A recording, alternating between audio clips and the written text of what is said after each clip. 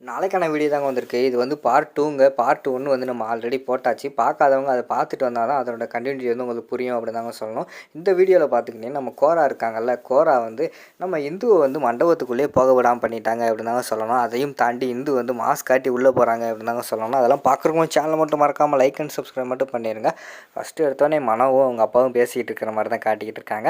அப்போ வந்து மனோ வந்து சொல்கிறாங்க, அப்பா இருங்கப்பா, எதுக்கும் வந்து அந்த கோரா கிட்ட கால் பண்ணி நம்ம இந்துக்காக நமக்கு பிரச்சனை வருமா வராதா என்னன்னு சொல்லிட்டு நான் வந்து கேட்டுக்கிறேன் அப்படிங்கிற மாதிரி சொல்கிறாங்க. சரிம்மா டக்குன்னு கால் பண்ணு அப்படின்னு சொன்னோடனே கோராக்கு வந்து நம்ம மனோ வந்து கால் பண்ணுறாங்க. கால் பண்ணோடனே வந்து ஃபோன் எடுக்காங்க.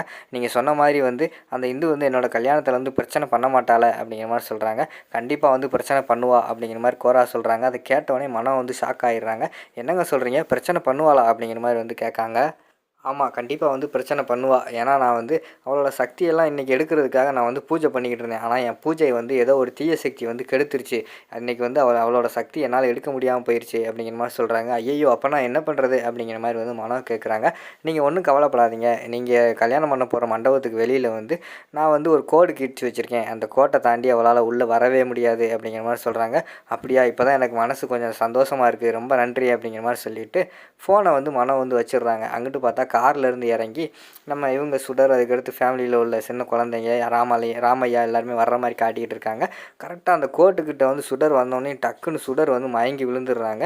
இங்கிட்டு பார்த்தா இந்துவோட ஆவி தானே உள்ளே இருந்துச்சு. அந்த ஆவி வந்து பிரிஞ்சு வெளியில் வந்துடுது. அதை பார்த்தோன்னே ஷாக் ஆகிடுது. என்னடா சுடர் வந்து மயங்கி விழுந்துட்டாலே அப்படின்னு சொல்லிட்டு ராமையாவும் குழந்தைகளும் வந்து சுடர் அப்படியே கைத்தாங்கலாம் கூட்டிகிட்டு ரூமுக்குள்ளே கொண்டு போகிறாங்க. இங்கிட்டு பார்த்தா இந்துவோட ஆவி வந்து பிரிஞ்சு நின்றுக்கிட்டு இருக்குது. பக்கத்தில் வந்து தீபா நின்றுட்டு இருக்காங்க. பேய் மேடம் இருக்கீங்களா அப்படிங்கிற மாதிரி கேட்டவொடனே, ஆமாம் தீபா, நான் வெளியில் வந்துட்டேன், சுடர் உடம்புக்குள்ளே போக முடியல அப்படிங்கிற மாதிரி சொல்கிறாங்க. நீங்கள் சுடர் உடம்புக்குள்ளேருந்து வெளியில் வந்துட்டிங்களா, அதனால தான் சுடர் வந்து மயங்கி விழுந்துட்டாளா, அப்போனா இப்போ எப்படி உள்ளே போவீங்க அப்படிங்கிற மாதிரி வந்து தீபா கேட்குறாங்க. அதான் எனக்கு தெரியலை, இப்போ என்ன பண்ணுறதுன்னு தெரியல, என்னால் உள்ளே போக முடியல, என்ன ஆச்சுன்னே தெரியலையே அப்படிங்கிற மாதிரி சொல்லிகிட்டு இருக்காங்க. அந்த பக்கம் பார்த்தா அந்த கோரா வந்து பூஜை நடத்திக்கிட்டு இருக்கிற மாதிரி காட்டுறாங்க. தற்செயலாக வந்து நம்ம இந்து வந்து கீழே பார்க்காங்க, ஒரு பெரிய கோடு மாதிரி போட்டிருக்காங்க. இந்த கோடு வந்து யாரோ நம்ம வரக்கூடாதுன்னு போட்டு வச்சுருக்காங்க அப்படின்னு சொல்லிட்டு, இங்கே பாரு தீபா, கீழே ஒரு கோடு தெரியுதா, அந்த கோடை முடிஞ்ச அளவுக்கு அழி அப்படிங்கிற மாதிரி சொல்கிறாங்க. உடனே தீபா கண்ணுக்கு வந்து அந்த கோடு வந்து தெரியலை. கீழே திரும்பி பார்க்காங்க. ஐயோ, எனக்கு அந்த கோடு ஒன்றும் தெரியலையே, நான் என்ன பண்ணுறது அப்படிங்கிற மாதிரி கேட்டுக்கிட்டு இருக்கிற மாதிரி காட்டுறாங்க. எப்படியாவது காலை வச்சு அழி அப்படிங்கிற மாதிரி சொன்னோடனே அவங்க காலை வச்சு அங்கிட்டு இங்கிட்டு அழிக்காங்க. ஆனால் அந்த கோடை வந்து அழிக்கவே முடியல நம்ம தீபாவால். ஐயோ, நான் இப்போ என்ன பண்ணுவேன், எப்படியாவது சுடர் கூட தான் எழிலுக்கு வந்து கல்யாணம் நடக்கணும், இப்போ நான் என்ன பண்ணுவேன், போய் கல்யாணத்தை நிப்பாட்டணுமே அப்படின்னு சொல்லிட்டு புலம்பிக்கிட்டே வந்து நம்ம இந்து வந்து அந்த கோர்ட்டு பக்கத்தில் போகிறாங்க. ஆனால் அந்த கோர்ட்டு பக்கத்தில் போனவொடனே அவங்கள தூக்கி தூக்கி வெளியில் போடுற மாதிரி காட்டிக்கிட்டு இருக்காங்க.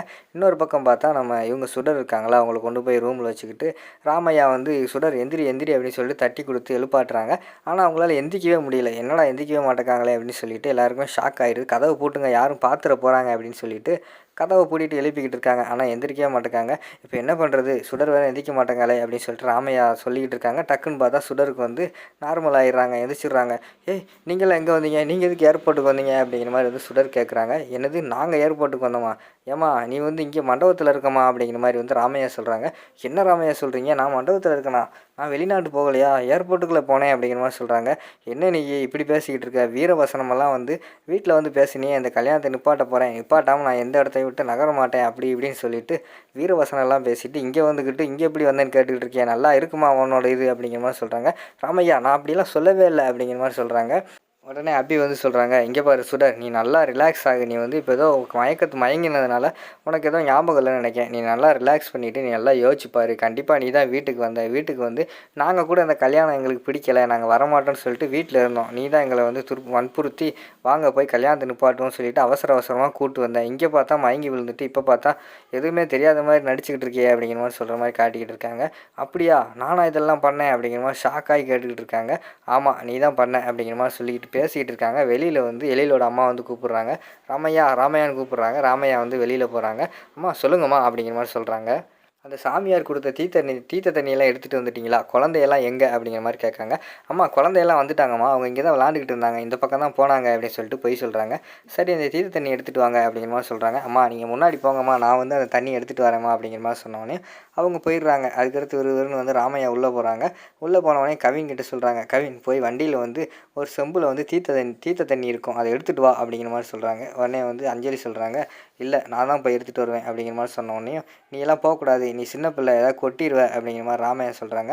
இல்லை அதெல்லாம் நான் தான் போவேன் அப்படின்னு சொல்லிட்டு வற்புறுத்தி அந்த இடத்துல இருந்து அஞ்சலி வந்து எடுக்க போகிற மாதிரி காட்டுறாங்க.